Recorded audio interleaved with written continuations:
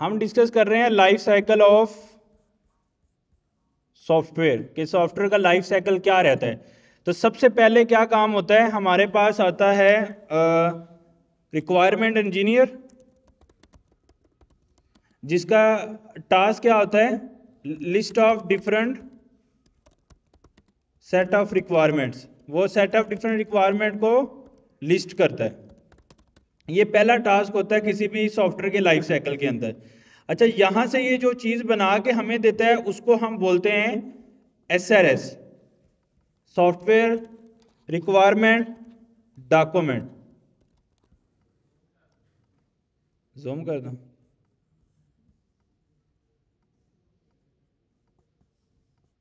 तो ये एक डॉक्यूमेंट जनरेट करेगा जिसको हम बोलेंगे SRS के सॉफ्टवेयर रिक्वायरमेंट स्पेसिफिकेशन, या इसको जो ये डॉक्यूमेंट बनता है उसको हम SRS बोलते हैं। ये कौन बनाता है? रिक्वायरमेंट इंजीनियर बनाता है। अच्छा, ये रिक्वायरमेंट इंजीनियर ये इंफॉर्मेशन कहाँ से इकट्ठी करता है? वो एंड ओनर, प्रोडक्ट मैनेजर, इनसे मिलके ये जो है ना रिक्वायरमेंट सारी इकट्ठी करता है। तो ये सारी इंफॉर्मेशन इसको फीड करते हैं, ये हमें एक डॉक्यूमेंट बना के देते हैं जिसको हम SRS बोलते हैं। अच्छा, इस डॉक्यूमेंट से आगे क्या होता है सॉफ्टवेयर के लाइफ साइकिल में कि एक UI UX डिज़ाइनर आता है। UI UX डिज़ाइनर, वो जो सबसे फेमस टूल है उसको हम बोल रहे हैं फिग्मा।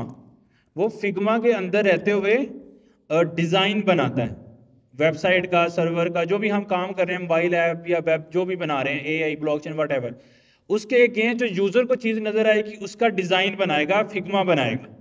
सही है। अच्छा, अगर मेरे पास यहाँ पे कोई अगर फिग्मा ओपन है, जैसे ये ट्रैवल ऐप UI किट, तो उस पर ये सारा जो है ना वो इस तरह के कौन सी कितनी स्क्रीन्स होंगी, उन स्क्रीन्स पे क्या क्या चीज़ें बनेंगी, पिक्चर, बटन, हर चीज़ ये बना देता है कि सॉफ्टवेयर नज़र कैसे आएगा। ये काम है UI UX डिज़ाइनर का, जिसने फिग्मा से हमें UI UX बना के दे देना है। अच्छा, इसने जो चीज़ हमें देनी है रिटर्न में, वो हमें ये देगा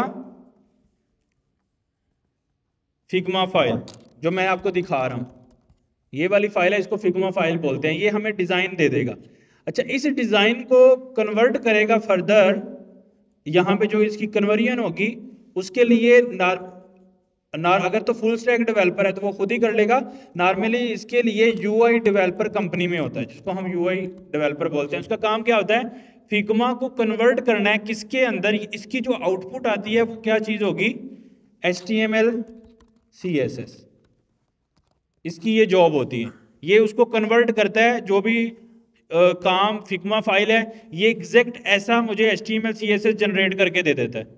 सही है। अगर मोबाइल ऐप है तो डेफिनेटली उसकी HTML CSS मुझे बना देगा, जिसके अंदर मेरी ऐप कैसी नज़र आएगी वो सारी कंप्लीट डेफिनेशन हो जाएगी। अच्छा, अब मज़े की बात यह है कि इस जो UI डेवलपर वाला काम है ना, इधर AI जो है ना वो आ चुकी है। AI, आप ChatGPT को फिग्मा का लिंक दो, वो आपको HTML CSS बना देगा। अब ChatGPT के अलावा फिग्मा ने अपना AI का टूल दे दिया है, जिसके अंदर आप किसी भी Next.js में, HTML CSS में, किसी में भी HTML CSS जनरेट कर सकते हो। अच्छा, AI जो है ना वो HTML CSS सिर्फ जनरेट करके दे सकती है मैक्सिमम भी। इससे आगे जो लॉजिक्स लगने हैं ना, ये AI की पावर्स नहीं है, ये अभी तक पॉसिबल नहीं हुआ, और मुझे ये पॉसिबल होता नज़र भी नहीं आ रहा कि ऐसा कभी भी AI नहीं आएगी जिसको हम बोलेंगे कि ये सॉफ्टवेयर बना दो और वो सारा सॉफ्टवेयर बना देगी। ऐसे कभी भी नहीं होगा। तो AI जब भी आएगी तो पोर्शन में आएगी, और ज़्यादा फोकस उनका UI डेवलपमेंट वाला काम डिस्क्लोज करना है। तो इसलिए हम UI डेवलपर तो बनना ही नहीं चाह रहे। मतलब हमें HTML CSS नहीं भी आती, इसलिए हमने कोर्स में भी नहीं रखी, क्योंकि हम उस पर फोकस ही नहीं कर रहे। ये काम AI भी कर रहा है और UI डेवलपर भी कर रहा है। और UI डेवलपर कौन बनते हैं? जिनसे लॉजिक नहीं बनते, जिनको टाइपस्क्रिप्ट की, जिनको फॉर लूप नहीं लगाना आता, जिनको इफ कंडीशन नहीं लगानी आती, तो क्या वो सारी फील्ड छोड़ जाएं? जिसको नहीं कंडीशन लगानी आ रही वो क्या करे? जिसको फॉर लूप नहीं लगाना आ रहा है तो क्या करे? तो वो UI डेवलपर बने, फिग्मा डिजाइनर बने, वो ये डिजाइन करके ऐप बना के दे दे। जिनको नहीं लूप लगाने आ रहे, जिनकी लॉजिक्स नहीं बन रहे, तो उनके पास स्टिल ये वाली जॉब है। लेकिन उनकी जॉब खतरे में है, क्योंकि AI भी उनका काम कर रहा है। तो AI 100% नहीं कर रहा, 50-60% हेल्प कर रहा है, बाकी UI डेवलपर उसको बना के सेटअप कर देता है। तो मेरी कंपनी में भी UI डेवलपर है, क्योंकि हम दो चीज़ें हैं, हम डेवलपर का जो मेन इंजीनियर है ना, जिसने लॉजिक, जिसको फार लूप लगाने आते हैं, उससे हम फार लूप लगवाएं, क्योंकि वो सबसे मेन इंपॉर्टेंट काम है। हम उससे साइन इन का पोर्शन बनाएं, उससे हम सॉफ्टवेयर बनवाएं, रेदर देन उसको डिजाइनिंग में फंसा के रखें, क्योंकि डिजाइनिंग तो कोई भी कर रहा है, ये तो एआई के टूल भी करने लग गए हैं। तो इसलिए हम इस एरिया पे फोकस नहीं कर रहे। हमें HTML CSS बन के, जैसे मैंने आपको प्रोजेक्ट दिया था, ऐसा प्रोजेक्ट हमारे पास आ जाएगा। अच्छा, ऐसा प्रोजेक्ट आने के बाद नेक्स्ट सॉफ्टवेयर का लाइफ साइकिल क्या रहता है? HTML CSS ये वाली बनने के बाद हम इसको कन्वर्ट करते हैं, इससे आगे रोल आता है जिसको हम फ्रंट एंड डेवलपर बोलते हैं। क्या बोलते हैं? फ्रंट एंड डेवलपर, जिसका काम क्या होता है? इस HTML CSS को लेके अपनी रिक्वायर्ड टेक्नोलॉजी में ले जाना। लाइक वो Next.js है, Gatsby है, React.js है, React Native है, जिसमें भी उसने इसको कन्वर्ट करना है तो कॉपी पेस्ट करके उसको सेटल कर लेना। फिर इसका काम क्या होता है? इसने जो आउटपुट देनी है वो एक रनिंग चलता हुआ सॉफ्टवेयर है, सही है। लेकिन वो सॉफ्टवेयर बनेगा कैसे? ये कंप्लीट हमें इंटीग्रेशन करके देगा।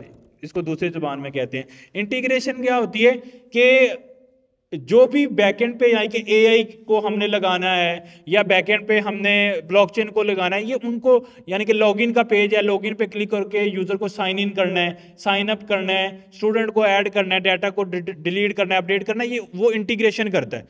अच्छा, ये इंटीग्रेशन भी दो तरह की होती है। फ्रंट एंड डेवलपर को जिस चीज़ की हेल्प चाहिए इंटीग्रेशन के लिए, वो है बैकएंड डेवलपर, जो इसके साथ काम करता है, जिसको हम बोलते हैं बैकएंड इंजीनियर या बैकएंड डेवलपर। बैकएंड डेवलपर, सही है। अच्छा, ये जो बैकएंड डेवलपर है, इसने क्या करना है? इसने एक्चुअल में हमारे पास बैकएंड के काम करके देने हैं। लाइक बैकएंड के अंदर कौन कौन से काम होंगे? उसने चैट जीपीटी की एपीआई को इंटीग्रेट करके देना है, चैट जीपीटी को लगा के देना है। कोई एआई का मॉडल है, उसने उसको लगा के देना है। इसने ईमेल सेंड करनी है, उसका कोड लेके देना है। इसने एसएमएस सेंड करना है, उसका कोड लिख के देना है। इसने डेटाबेस में कोई डाटा सेव करना है, डेटाबेस में डाटा सेव, डिलीट, अपडेट, इसका कोड करके देना है। तो मोस्टली ये क्या काम करता है? ये थर्ड पार्टी सॉफ्टवेयर के साथ काम करता है। उसमें दो चीज़ें आती हैं, एक डेटाबेस के साथ ये काम करता है, और दूसरा ये जो काम करता है बैकएंड का डेवलपर, ये इन टूल के साथ काम करता है जो मैंने ऊपर मेंशन किए हैं। तो ये दोनों चीज़ें जो हैं ये कर रहा होता है, इनको इंटीग्रेट कर रहा होता है, या डेटाबेस से बातचीत कर रहा होता है। ये बैकएंड डेवलपर का काम है। अच्छा, अब बैकएंड ने अपना काम कर लिया। अब ये जो इंटीग्रेशन है, ये क्या करेगा? बैकएंड इसको इन्फॉर्मेशन देगा। तो actually front end developer backend developer से बात करता है, और जो भी इन्फॉर्मेशन होती है वो उससे रिसीव करके इंटीग्रेशन करके हमें एंड सॉफ्टवेयर जो यूज़र ने यूज़ करना है वो प्रोड्यूस करके देते हैं इधर। तो ये यहाँ पे कंप्लीट हमारा सॉफ्टवेयर जो है वो हो जाता है। ये एक कंप्लीट जर्नी है कि सॉफ्टवेयर बनता कैसे है, सही है। अब नॉर्मली मैंने आपको डिफरेंट रोल बता दिए, 3 मेन रोल हैं, UI developer, front end developer और बैक एंड डेवलपर। अगर किसी को ये तीनों आते हैं तो उसको हम बोलते हैं full stack developer. Full stack developer का क्या मतलब है? उसको यूआई भी आती है, उसको फ्रंट एंड भी आती है, और उसको बैक एंड भी आती है।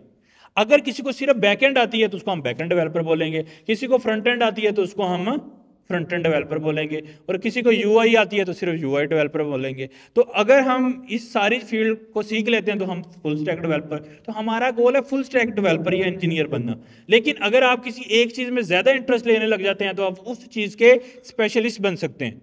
मतलब आपको फुल स्टैक आती है लेकिन आप बैक एंड के स्पेशलिस्ट हैं, आपको फुल स्टैक आती है लेकिन आप फ्रंट एंड के स्पेशलिस्ट हैं। क्योंकि इंसान देखो ना, डॉक्टर भी जब बनता है तो एमबीबीएस कर लेता है, तो हम ये सारी फुल स्टैक सीख रहे हैं, एमबीबीएस कर रहे हैं।